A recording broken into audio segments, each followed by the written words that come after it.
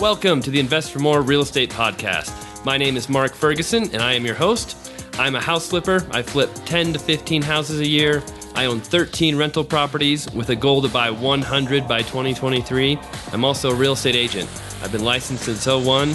I run a team of 9. We sell close to 200 houses a year. So on this show, we like to interview house flippers, landlords, and the best real estate agents in the business.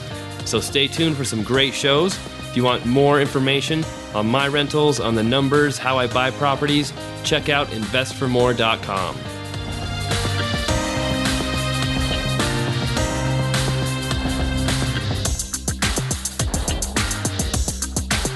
Hey everyone, it's Mark Ferguson with Invest for More. Welcome to another episode of the Invest for More Real Estate Podcast. I have a really awesome guest on today's show. Really excited to talk to him. Jason Lucchesi has been an investor, a lender, a coach. He has been through a lot in his real estate career. I'm really happy to have him on the show. Jason, thank you so much for being on. How are you doing today? I'm doing great. Thanks for having me on the show today, Mark. I appreciate it, buddy. Yeah, no, I appreciate you taking the time to do it. And I'm interested to learn more about your journey, and because you've done a lot of different things in your career. You know, the first thing I always ask people is, how did you first get started in real estate? It looks like you kind of got in the lending field around 2002. Is that right?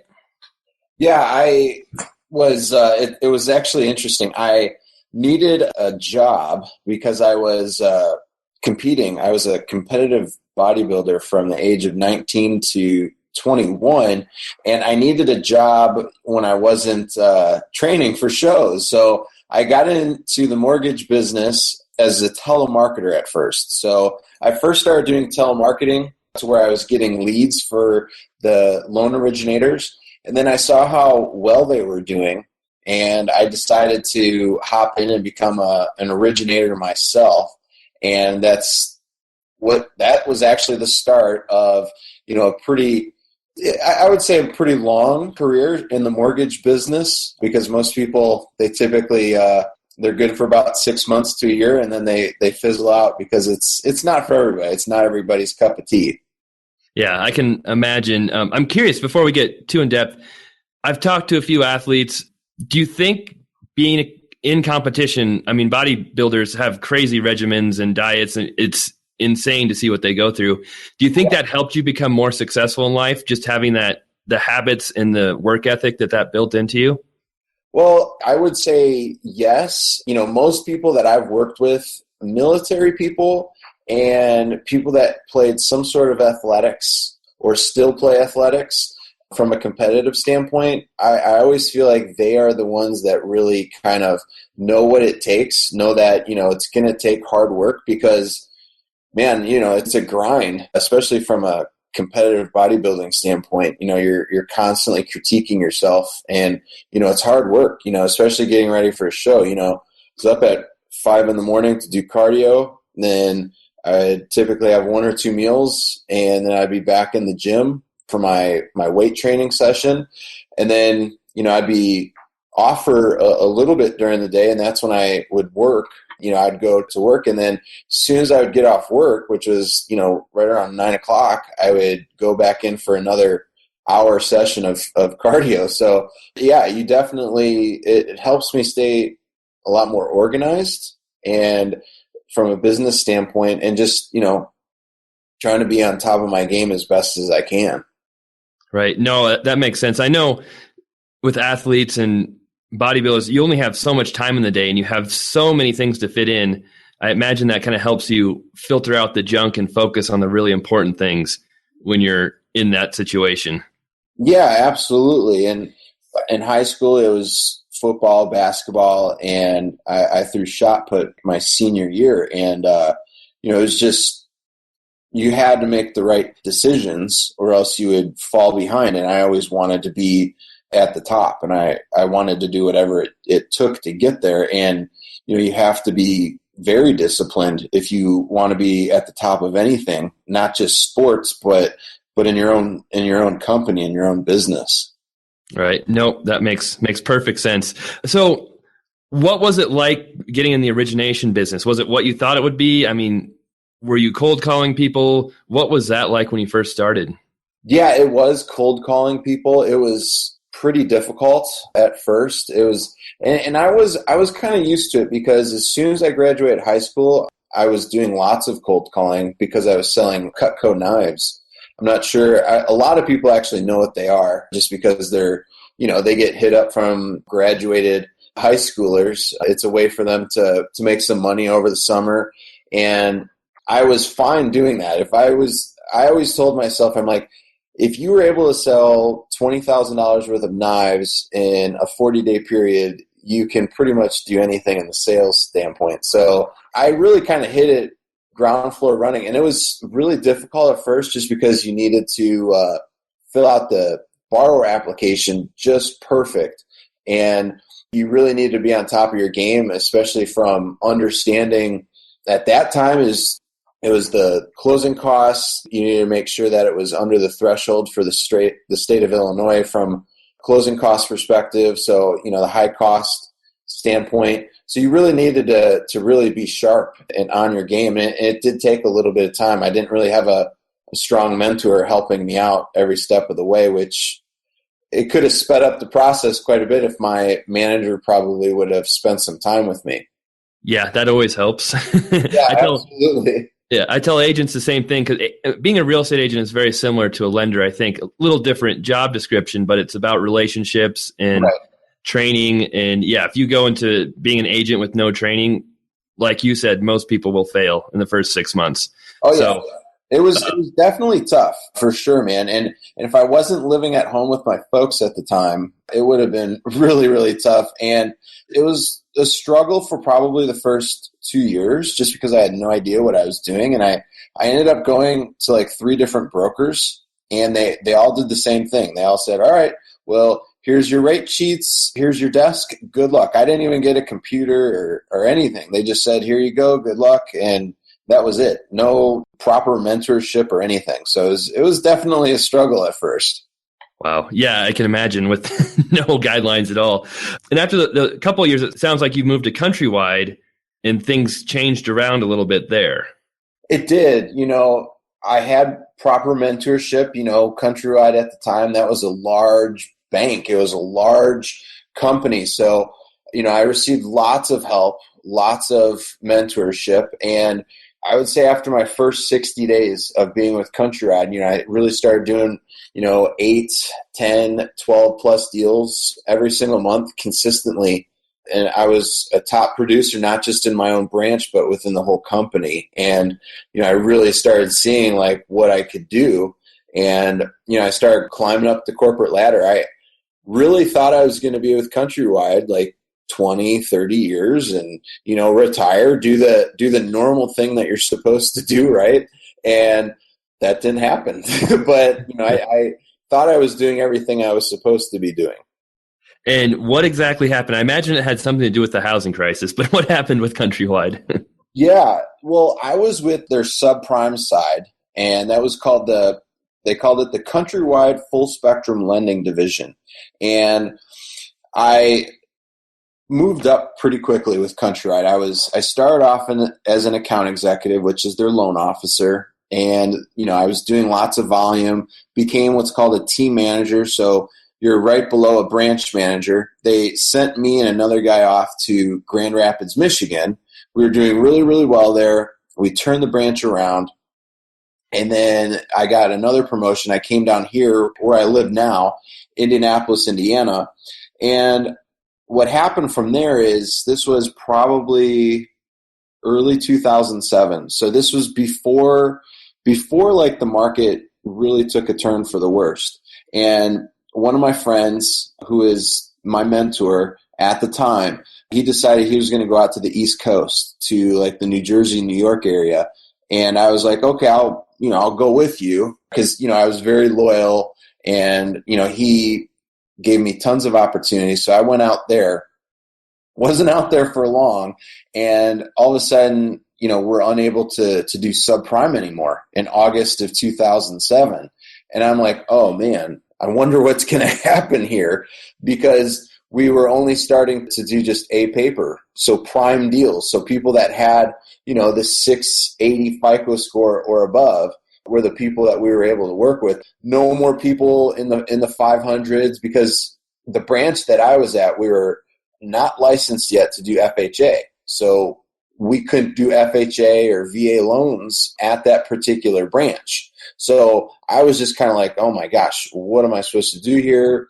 My wife and I, at that time, we got married in October of 2007, and we were just completely freaked out. We didn't know what to do. The cost of living out there is just crazy. So we decided to come back here to Indianapolis. I actually put in my resignation December 31st of 2007. So literally it was like I wanted to start a brand new year fresh without Countrywide or anything that was going on. And we literally packed their stuff up and moved back here and never looked back. Wow. No, that's pretty crazy with the timing there. And for people that don't know, subprime, is it defined as under 630? I can't remember the exact definitions. Well, kind of score. We could do stuff all over the place, but in all honesty, you can have a FICO score of 500, and as long as you had some equity in the house, we could go up to 70% loan to value at the time. And we were doing some crazy stuff. They had special stated W-2 programs. As long as you had a 580 FICO score, you could get 100% financing. So it was pretty crazy. But no, we went all the way on up. We had to make it justifiable. So if somebody came in and they had a 720 FICO score and they were getting approved for a subprime loan, we had to state a reason why they were going subprime versus a prime loan. So it just really kind of depended at that time on what they were trying to do, because Countrywide would always want us to do like the right thing with, somebody isn't subprime, they need to be in prime paper. And that's how our underwriters were. So we needed to make it justifiable, because as you know, I'm not sure if everybody's seen or read the book, The Big Short, but a lot of our loans were packaged up in AAA ratings. We're talking these loans that we were doing, they probably got defaulted on probably 65, 70% of the time. And they were being packaged up in AAA rating packages and being sold off on the open secondary market. So it definitely, I didn't realize it at the time what was going on, but looking back on it, it was like, holy crap, I can't believe we were able to write some of those loans that we did. It was just, I think I still have some of the old rate sheets, of 580 FICO scores can get 100% financing. And I'll kid you not, man, 6 months, a year later, people would come back. They'd be like, hey, can we do a refinance? Because what we typically did with these people is we would pay off all of their debt. They would refinance. They'd pay off all their debt. They'd come back to us, and 6 to 12 months later, they'd be back in $50,000, $60,000 in debt. I'm like, didn't you learn from the last time? Like, what happened here? Yeah, that is that is nuts. And The Big Short is an awesome movie. It's kind of, you really have to be in real estate to understand what's going on, but it is really interesting how all that worked.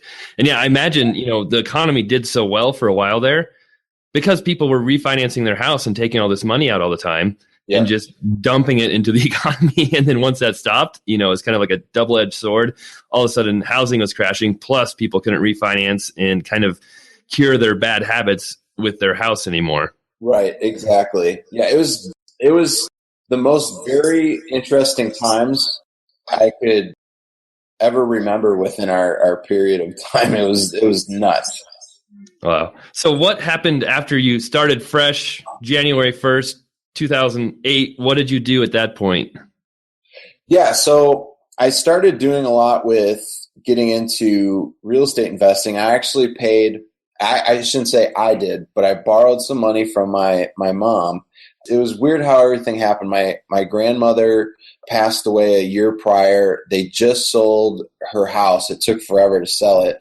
This was right during the crash. And they sold the house, and I asked my mother if I could borrow some money for mentoring. And lo and behold, it wasn't a solid program. I think I was being taught from somebody that may have done a deal, like 1 or 2 deals within the last 5 years. So I wasn't receiving the right type of mentorship. So I was just kind of a blind was straying the blind, and I didn't know really what to do. So I was putting offers in on all these properties, and some of them were getting approved. And then I looked at the numbers just from using some of my originator background. I'm like, this does not make sense. There's no money here. So it took me a while before I really got started. I actually went back into the mortgage business with a company here, and it was awful. Talk about awful. I was just getting, I have no college degree or anything, so the only jobs I was being offered were 100% commission, and I had a son on the way. So it was really kind of, the pressure was on because all my money through Countrywide was gone pretty quickly because their stock went from $42 to $12 really, really fast. So I didn't have much left. So I really needed to get something going. So I ended up working for a company, and, they micromanaged, and, it was like I had to start all the way back at ground zero, and it was not fun. I ended up actually, I hate to admit this, but I actually got fired mainly because I was starting to focus on real estate investing, and I think they saw that my productivity wasn't there. So I mentally, my mind was already gone from there. And it's just, I needed to focus on something for myself. I wasn't going to work 40, 50 hours a week for somebody else and make them a ton of money. I just figured I should do this myself. And that's when I really started getting into short sales. I started doing a ton of short sales, and that's really what kind of took the business and blasted it off from there. Nice. Yeah, sometimes being fired can be the best thing that ever happens to someone. Yeah, in that case it was. I remember being fired, and I was actually smiling the whole time. I was like so excited.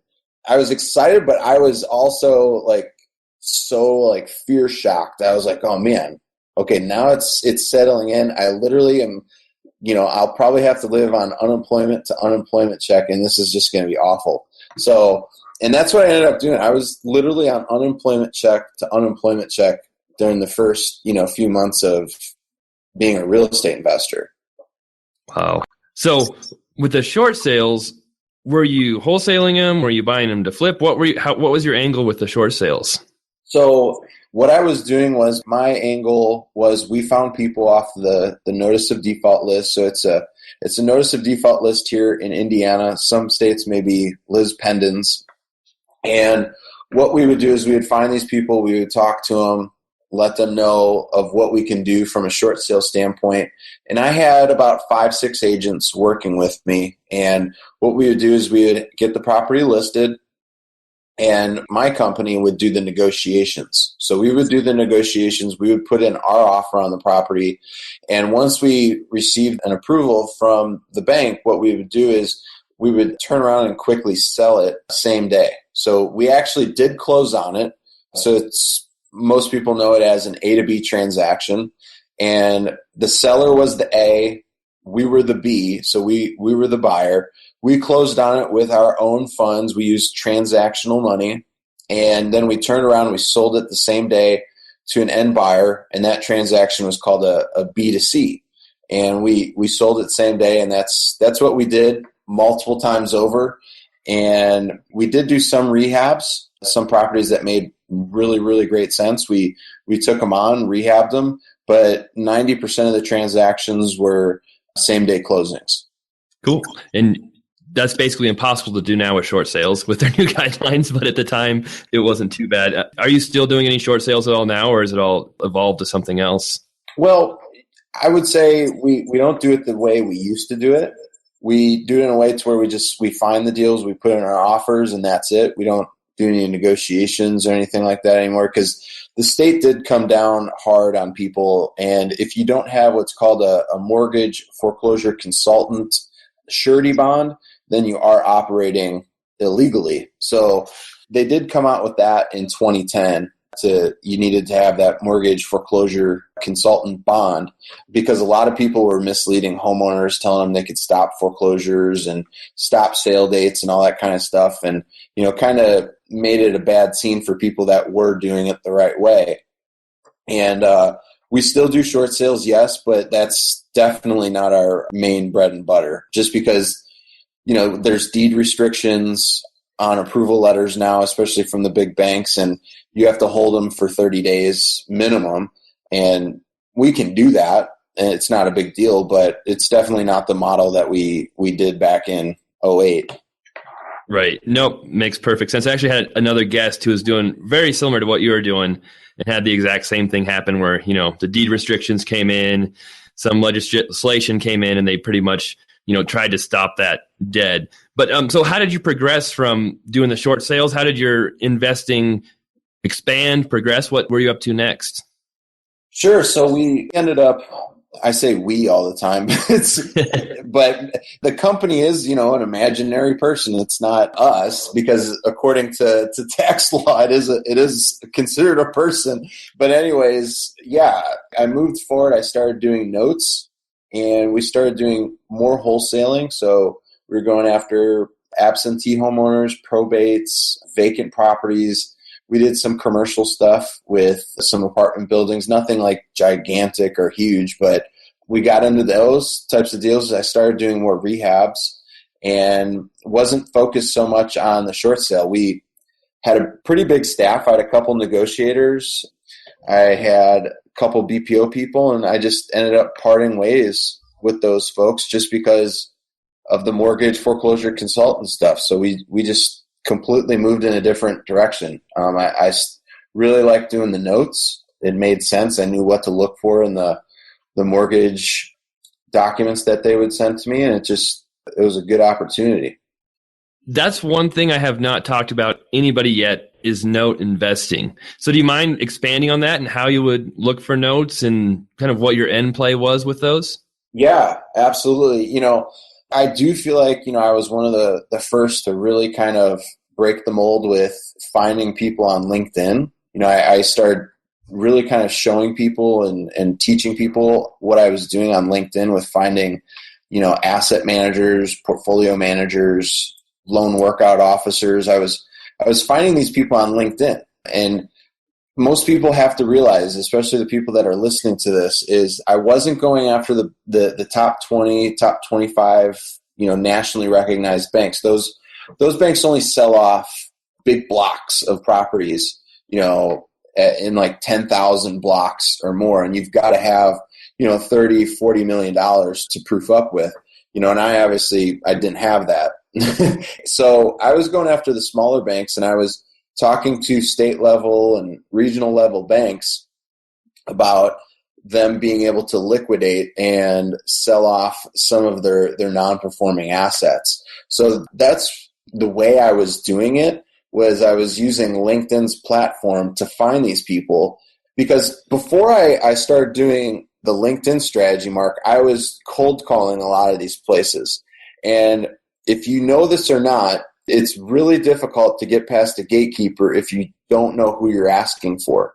So I really branched out on LinkedIn so I could have a name of somebody I can talk to in a department.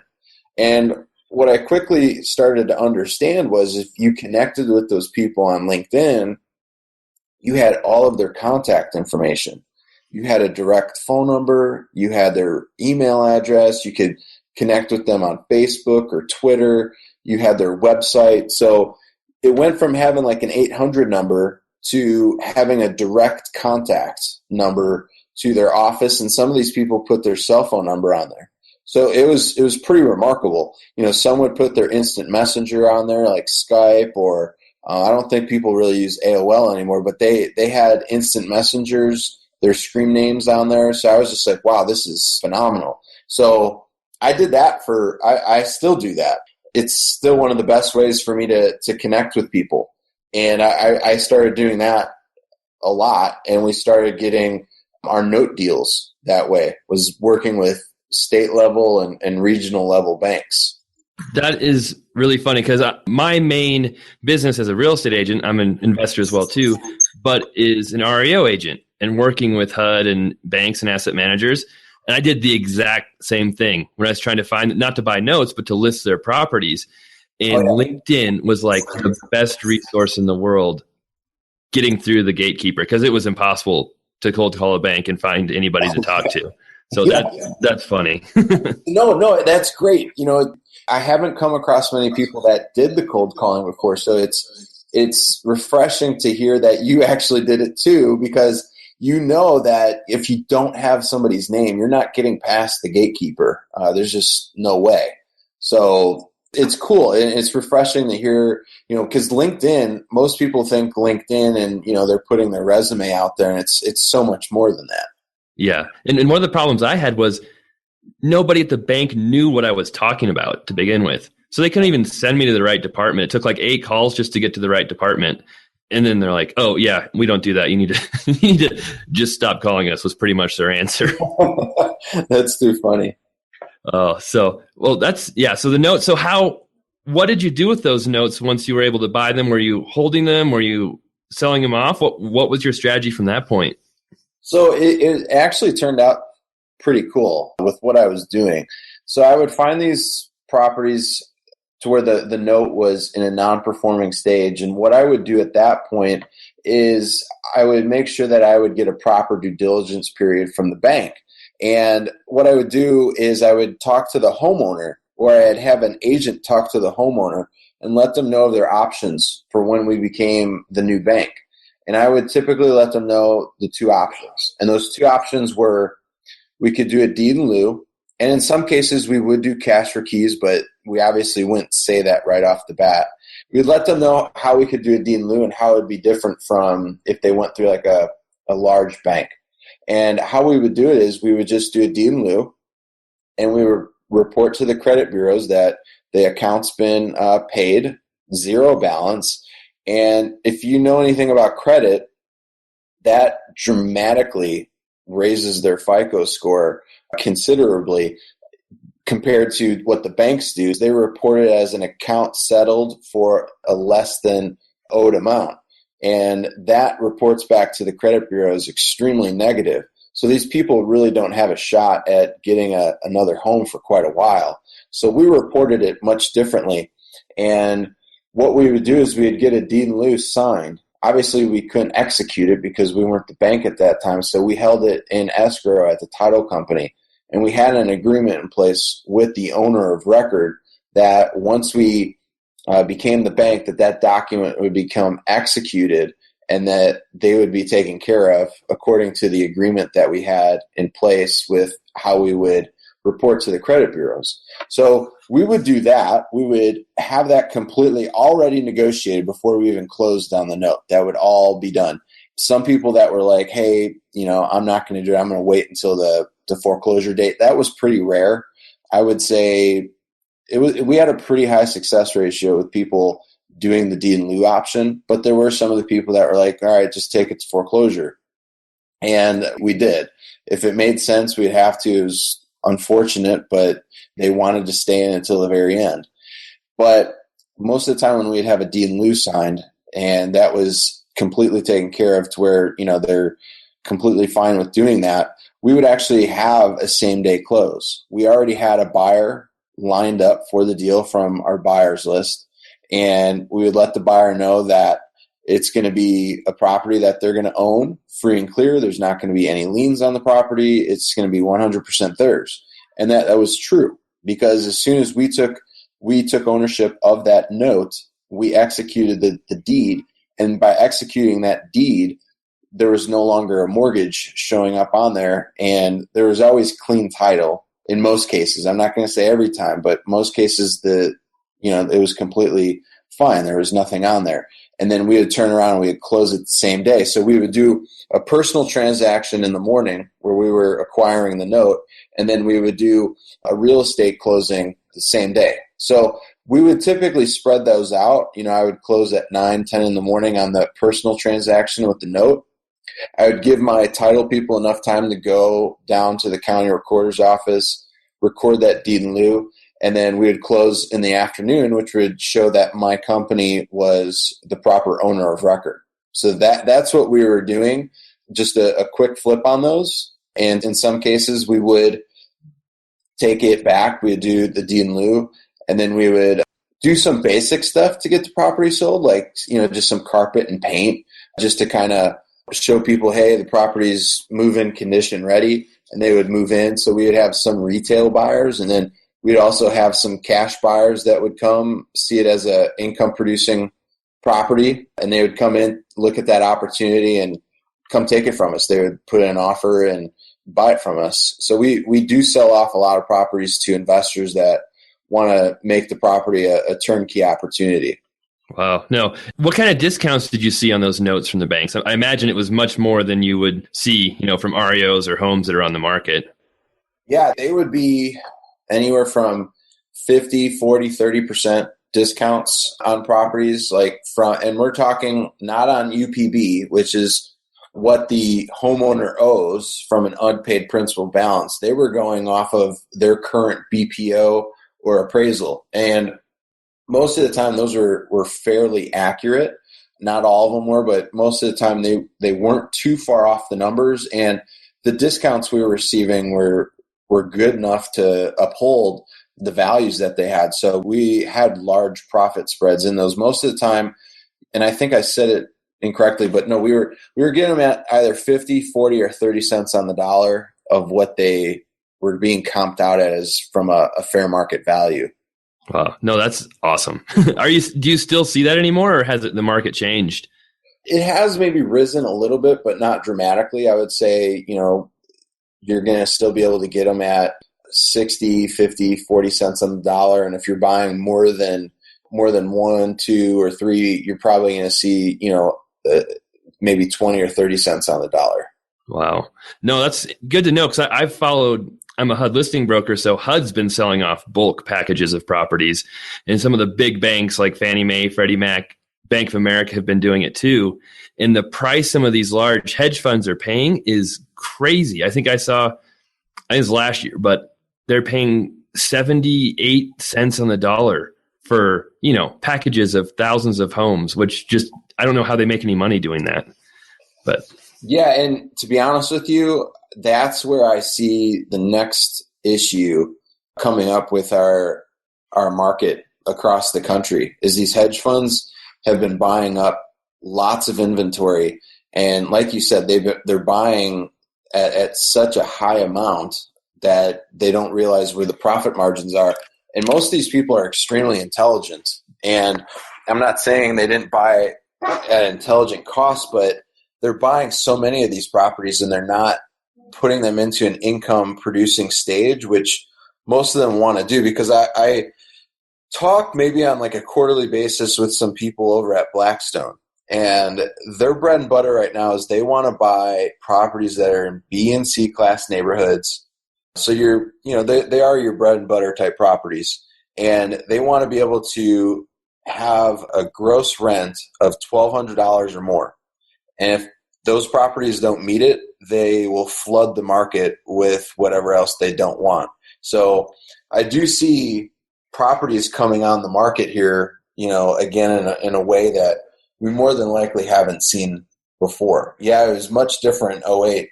I don't see it being like it was in 2008, but even the guy that really saw what was happening before everybody else did in The Big Short, that, Christian Bale's guy, Michael Burry. Right. He just came out about a month ago and said that there's another economic crisis coming on caused by the housing market again. Interesting. I mean, on the last crash, I think a lot of people could see what was going on from the lending standpoint. Because like what you said, it was crazy the loans they're giving out. Right. And I don't see that happening now, but the hedge fund is an interesting thing to see what they're going to do. Because one difference is they have billions of dollars, so they don't have to sell those properties. But if what you say is true, that they decide to just dump a bunch of them because they don't meet their standards, that could definitely change the market. Yeah, and there's like you said, they bought up billions of dollars of real estate. So it's going to be interesting. It's going to be interesting, especially some of these banks. Some of the bigger banks are still holding on to some shadow inventory. And I know it's been something we've been talking about for years now, but it's more than likely going to come out here pretty soon, especially from a commercial standpoint. Commercial loans are being called due, and owners of record are unable to take care of their balloon payment by getting refinanced. Because a lot of these banks, it's tough to get a refinance with on a 5-year balloon that just ended. They want their money. They want to get paid. And, they're not in the landlord business. So they want to get rid of these properties as quickly as possible. Right. I'm curious, what do you think?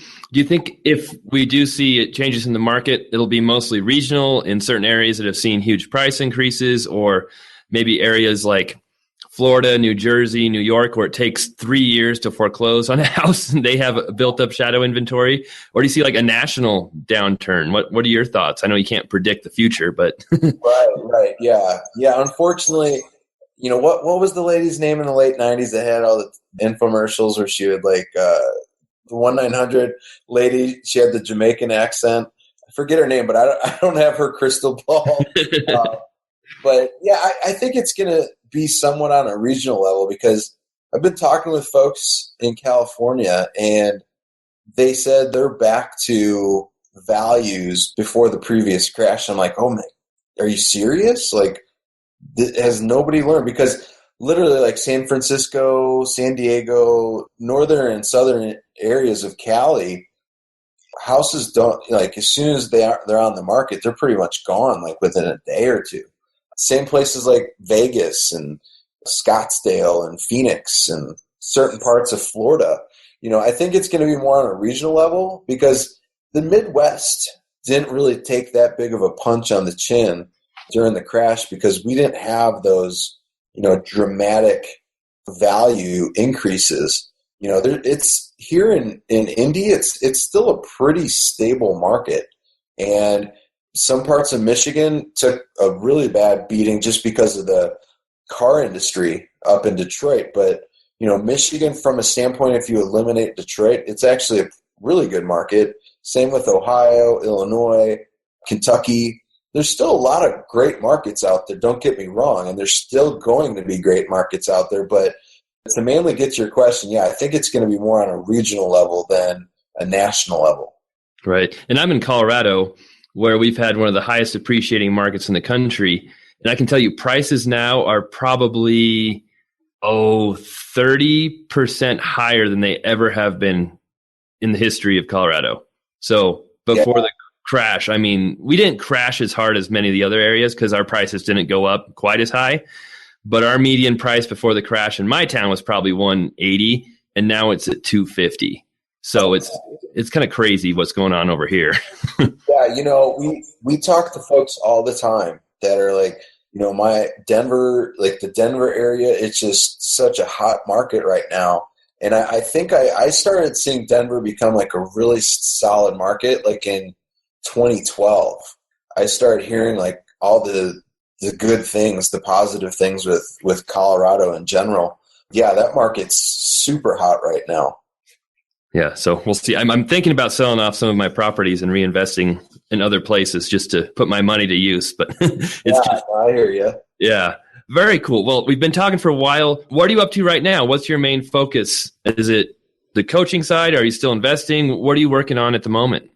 No, we still have a full-time investing business. I do a lot of it. I don't know if a lot of your listeners have read the book, The E-Myth, but they should. It's a great book. And, I look at my business like that. I don't want to be constantly working in it. So I work on the outside of it. So we still have a full-time investing business. I have a lot of my team running that, but we still do a lot of wholesaling, rehab.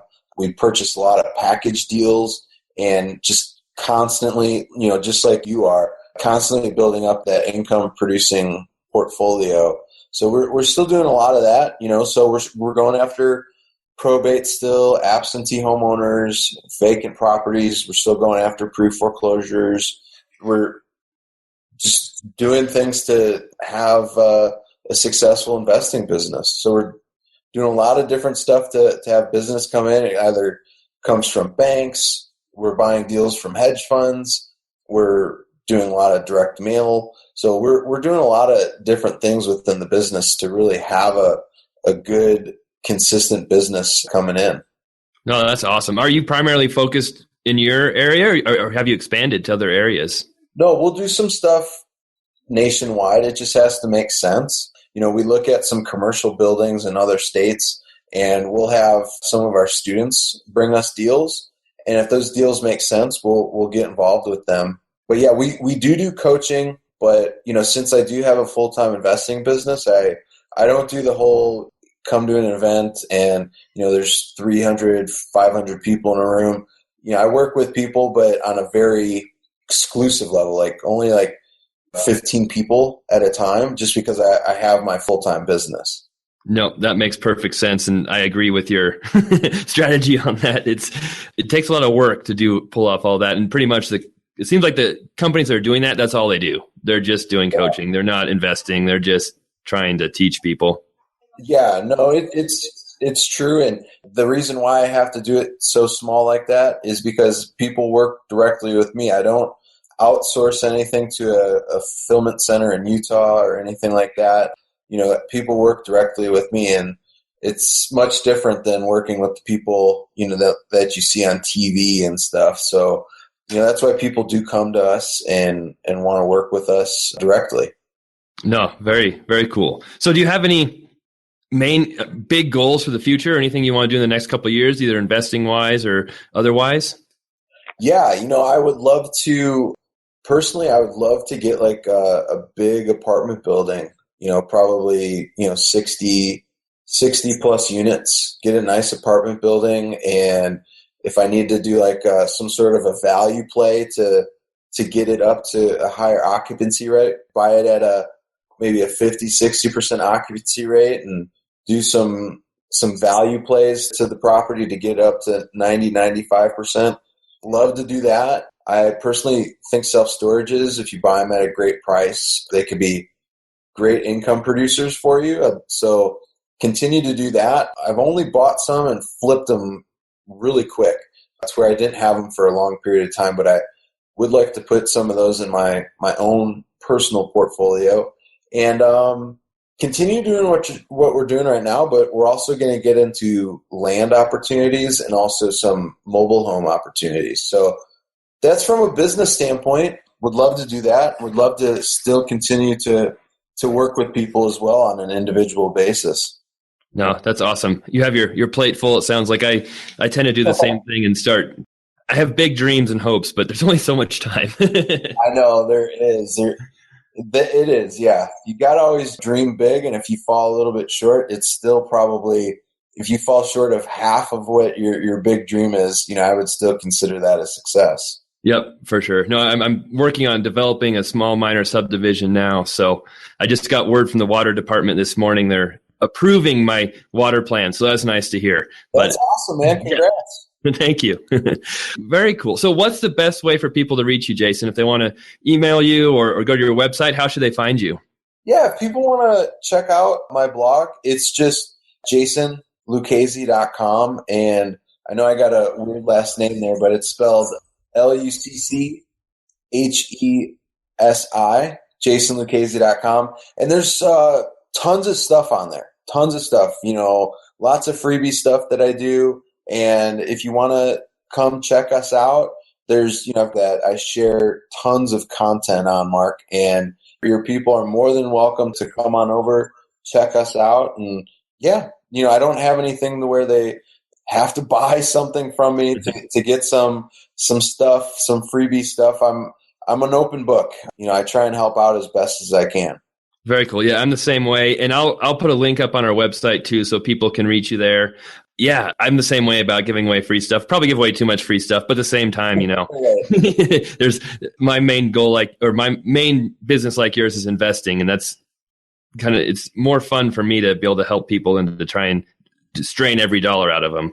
Exactly. Yeah, no, I think you hit the nail on the head there. Yeah, I wish there was more blogs out when I started to where I could really find some information. But, I think the internet, people were just getting involved in internet marketing at the time, and there weren't quite as many blogs out. So, there's tons of information out there. You just need to choose the right person out there. And Mark's checked out a bunch of his stuff, and, he seems to be on the right track with getting, the right people for you guys to listen to and get some great tips from. So you're doing a great job, Mark, and appreciate again having the opportunity to be on your show. No, I appreciate that. Thank you. Thank you very much, Jason. Well, yeah, I know we've gone a little longer than I said we would, so I'll get us out of here soon. But thank you so much for being on the show. One last thing, if someone is just brand new to investing and they want to get started, do you have any quick tips for them on, let's say they want to get involved in notes. Is that something they should start out with, or do you think they should start in something else first before they move into the note business? Man, that's a great question. I would recommend doing the easiest barrier of entry for real estate investing, and that would be wholesaling. Getting into notes right off the bat, I think maybe a little too overwhelming for folks. But after you do your first 3 to 5 deals, it's absolutely something you can do. I don't want to be the one to tell you can't do it, but you absolutely can. Wholesaling really gives you a good perspective, a good general overview of the business. You can walk through the property. You can kind of take a look at things. If some of your end buyers want to go with you and you're like, oh, what do you think of this property? They can start telling you what they would do to the property.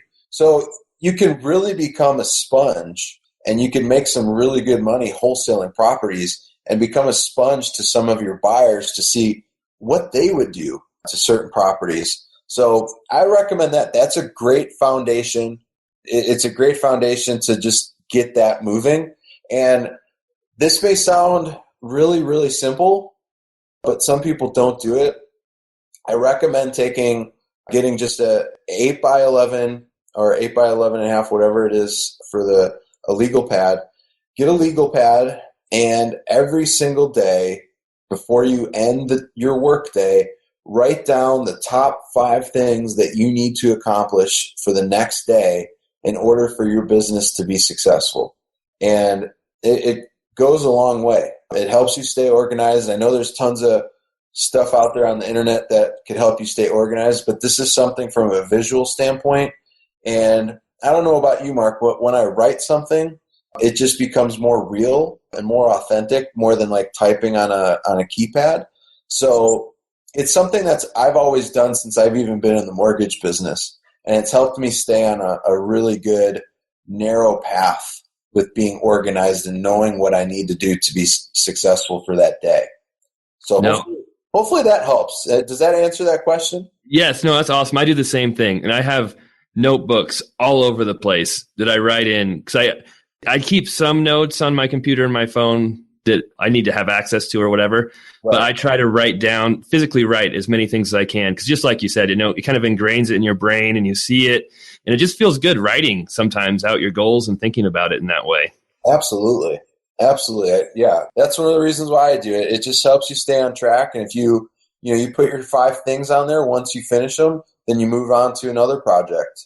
For those people that haven't heard of the Ivy Lee story, I'd recommend just Google the Ivy Lee story. It's probably worth 5-10 minutes reading about it, where Ivy Lee tried getting himself in with, I believe it was Dale Carnegie, with Bethlehem Steel.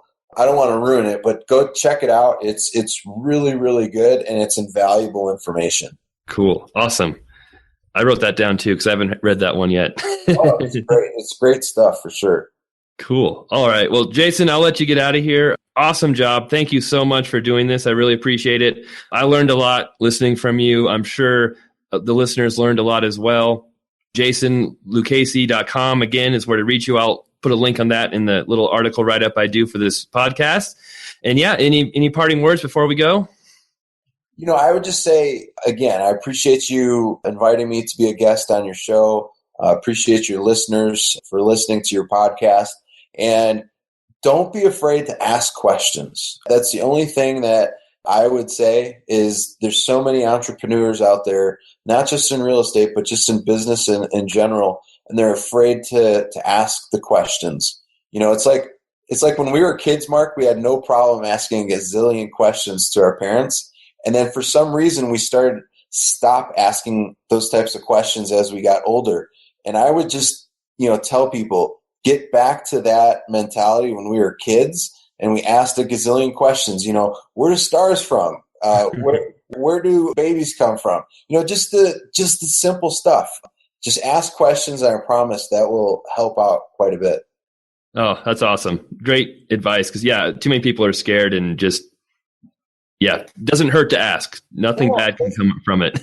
Because the thing that comes away from that is if you don't ask a question, your answer is always going to be no. So, right.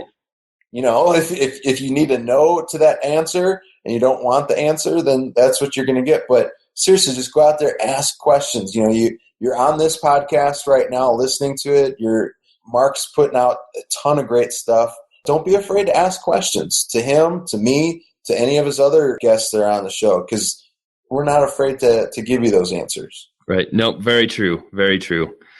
Awesome. Jason, thank you so much for being on. I really appreciate it. I hope you have a great rest of the week. And hopefully we can be in touch again soon and catch up on everything that's going on. All right. Thanks, buddy. Have a good one. All right. You too. Thank you.